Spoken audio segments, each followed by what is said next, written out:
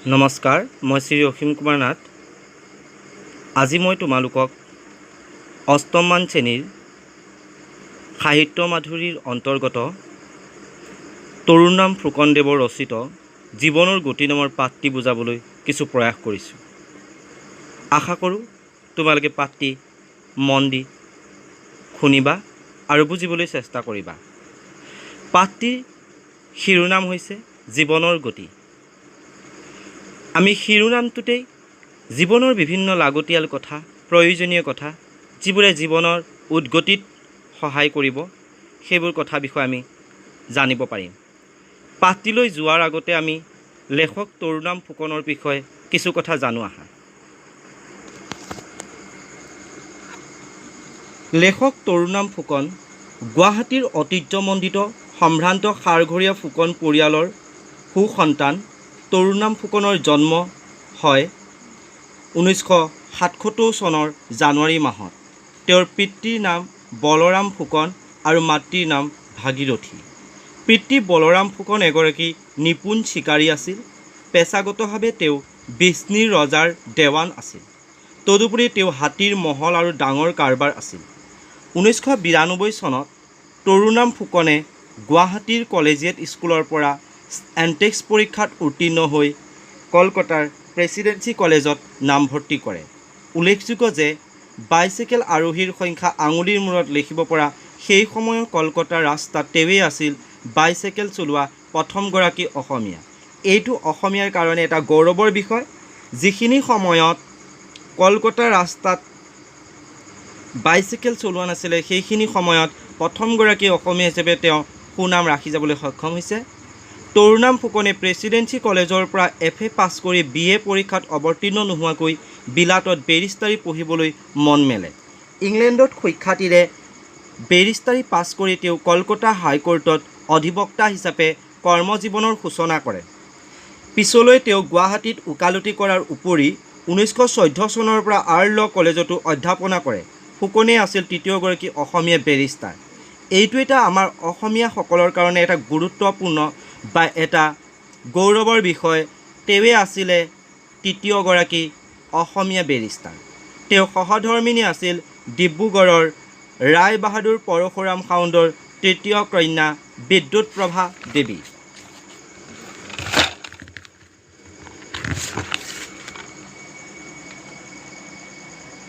দেশভক্ত তৰুণৰাম ফুকন 1996 চনত কংগ্ৰেছৰ সদস্য পদ গ্ৰহণ কৰা তৰুণৰাম ফুকন এগৰাকী প্ৰখ্যাত দেশভক্ত আছিল। ভাৰতৰ স্বাধীনতা আন্দোলন তথা নিস্বাৰ্থ দেশ সেৱাৰ বাবে তেওঁক দেশভক্ত উপাধিৰে বিভূষিত কৰা হয়। যে ভাৰতৰ যি স্বাধীনতা আন্দোলন আছিলে, সেই আন্দোলনত তেওঁ সক্ৰিয়ভাৱে অংশগ্ৰহণ কৰিছিলে আৰু যাৰ কাৰণে তেওঁক দেশভক্ত উপাধিৰে বিভূষিত কৰা হৈছিল। 1927 চনত অনুষ্ঠিত হোৱা অসম সাহিত্য সভাৰ গোৱালপাৰা অধিৱেশনত তেওঁ সভাপতিত্ব কৰিছিলে। বঙলা, উৰিয়া, হিন্দী, সংস্কৃত, পাৰ্চী, উৰ্দু, ইংৰাজী আদি বিভিন্ন ভাষাত ব্যুৎপত্তি থকা ফুকনৰ একমাত্ৰ কাব্যপুথি স্তুতিমালা। তোমালোকৰ পৰীক্ষাত কেতিয়াবা এই প্ৰশ্নটো আহিব পাৰে যে তৰুণৰাম ফুকনৰ একমাত্ৰ কাব্যপুথিখনৰ নাম কি? স্তুতিমালা। বিভিন্ন কাকত আলোচনীত কবিতা, প্ৰবন্ধ আদি লিখি সাহিত্য চৰ্চা কৰা ফুকনে যৌনতত্ত্ব সম্পৰ্কীয় গ্ৰন্থও ৰচনা কৰিছিল।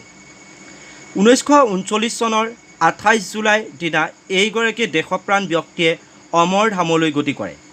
তেওঁ জীৱনৰ গতি শীৰ্ষক কবিতাটো অধ্যাপক অতুল চন্দ্ৰ হাজৰিকাই সম্পাদনা কৰা মৰহা ফুলৰ পাপৰি নামৰ কাব্য সংকলনটিৰ পৰা লোৱা হৈছে।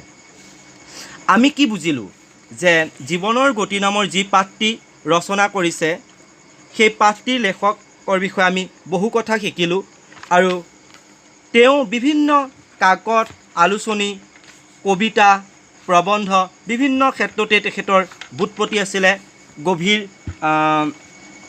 প্ৰতিভা আছিলে।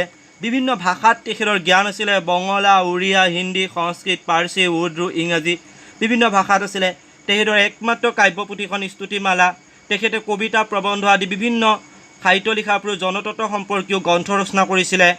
আৰু এইগৰাকী ব্যক্তি দেশপ্ৰাণ ব্যক্তি, দেশভক্ত ব্যক্তিৰ আমাৰ অসমীয়া সাহিত্য জগতত অমূল্য অৱদান আগবঢ়াই থৈ যোৱাৰ বাবে তেখেতক দেশভক্ত উপাধিৰেও বিভূষিত কৰা হৈছিলে আৰু সেই ব্যক্তিগৰাকী 1927 চনত অসম সাহিত্য সভাৰ গোৱালপাৰা অধিৱেশনৰ সভাপতি আসনো অলংকৃত কৰিছিলে আৰু সেইগৰাকী মহান ব্যক্তি 1939 চনত প্ৰায় দ্বিতীয় বিশ্বযুদ্ধৰ সময়ছোৱাতে তেখেতে দেশৰ পৰা প্ৰাণ ত্যাগ কৰে।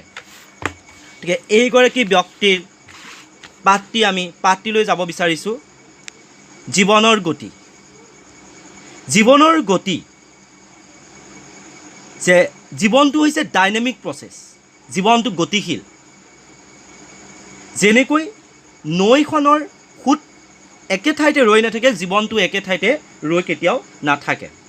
ইয়াত কৈছে যে নিজক চিনাটো বৰ টান কাম, তাতোকৰি টান কাম চিনাকি দিয়া।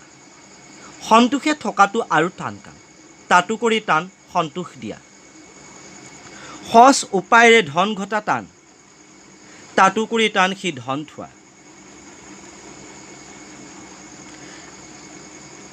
আৰু দান কৰি নিজে দৰিদ্ৰ হোৱা টান, সাধনাৰ কাম দীৰ্ঘজীৱী হোৱা। ৰোগ শোক মানে আঁতৰ কৰি আৰু সাধনাৰ পৰৰ কাৰণে দিয়াটো জীৱন উৎসৰ্গা কৰি।